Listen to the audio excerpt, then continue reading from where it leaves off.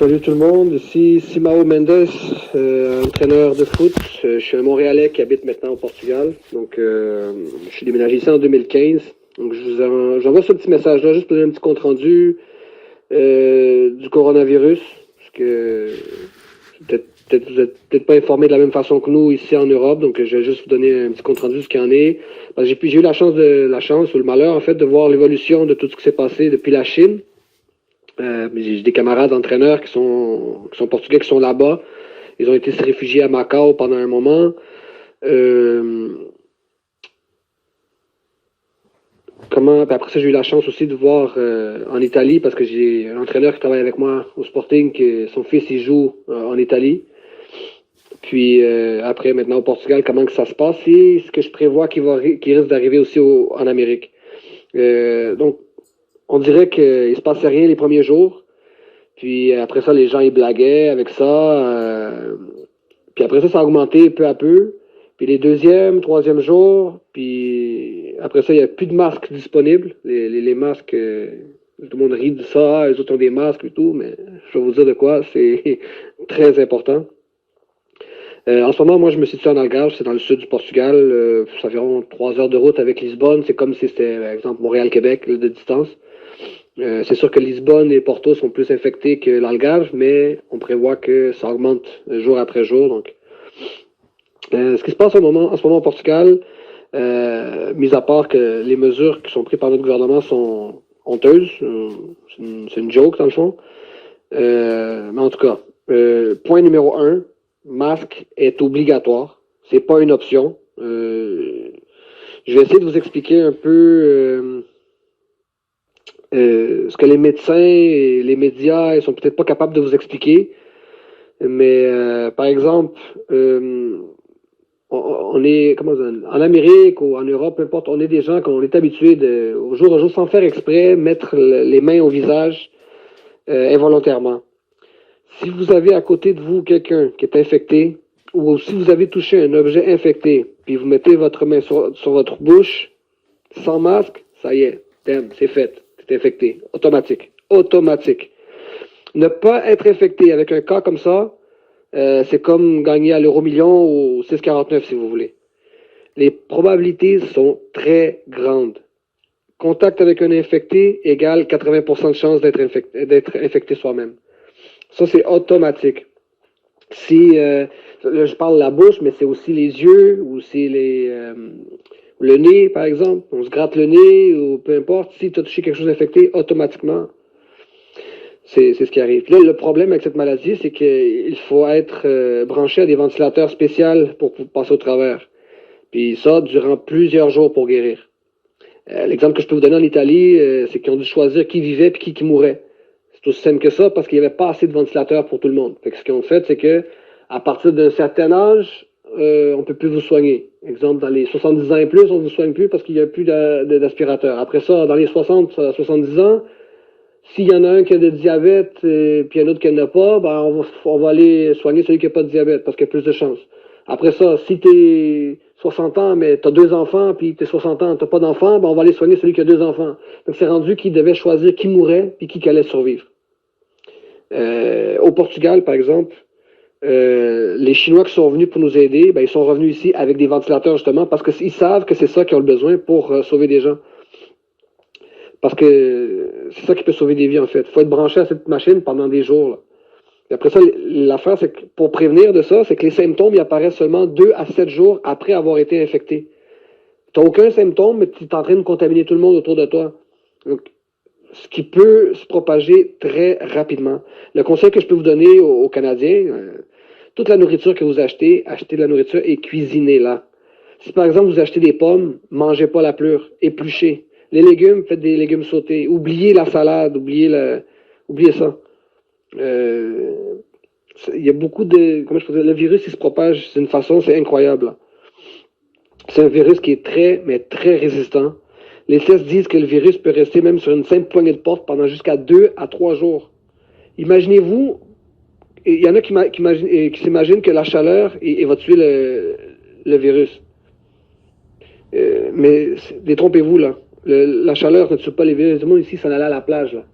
Ils pensaient que la chaleur allait tuer le virus. Ça fonctionne pas comme ça, mais pas pantoute, là.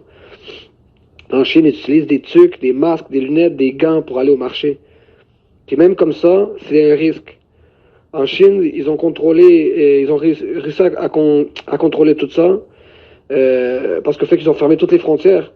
Puis n'importe qui veut rentrer en Chine, il doit passer 15 jours dans un hôpital avant de pouvoir sortir de l'hôpital. Donc c'est comme, il n'y avait pas assez d'hôpital pour tout le monde, mais c'est par exemple, il y avait des hôtels, par exemple un Hilton ou un Tivoli, par exemple. Ils ont comme acheté les hôtels, ils ont mis tout le monde dehors, ils ont mis des médecins dans ces hôtels-là pour contrôler tout le monde qui rentrait dans le territoire chinois, s'en allait dans ces hôtels-là pendant 15 jours. Et seulement après 15 jours, s'ils n'avaient pas de symptômes, ils pouvaient ressortir puis avoir leur vie normale.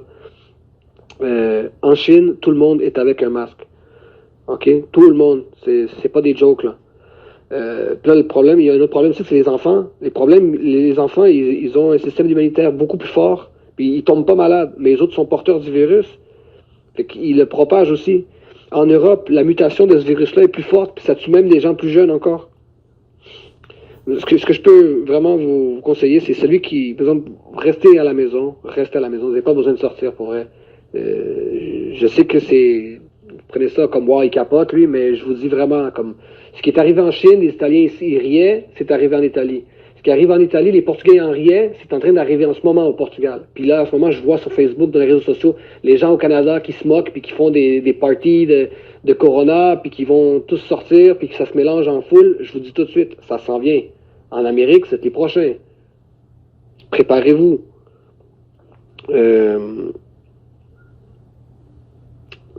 Mettons, ce que je peux vous conseiller, c'est rester à la maison. Si, par exemple, il y a une personne qui va faire le marché, allez pas au marché toute la famille, là. Une personne par famille. Laissez pas vos enfants sortir avec vous au marché, là. C'est pas une sortie de famille, là. Si vous avez des parents plus vieux, des familiers qui sont plus âgés, s'il vous plaît, empêchez-les de sortir. OK? Empêchez-les de sortir. Restez regroupés à la maison, puis désignez une personne seulement pour aller à l'épicerie pour acheter le strict nécessaire. Si vous sortez, c'est la personne qui doit sortir, ben, portez un masque. Des gants style plastique, là, qui sont jetables au pire, là. C'est important. C'est pas des jokes, là. Si vous portez des lunettes, c'est encore mieux. Parce que le virus, s'il touche la muqueuse de votre œil, vous êtes infecté. Votre nez, bouche, automatique. Quand vous arrivez à la maison, après ça, mettez tous vos aliments au frigo, jetez tout de suite les emballages inutiles. Ils ont peut-être été en contact avec des gens. Après, vous mettez tous vos vêtements à la machine à laver, séparés des autres, et ensuite, allez prendre une douche, parce que les cheveux aussi peuvent être infectés.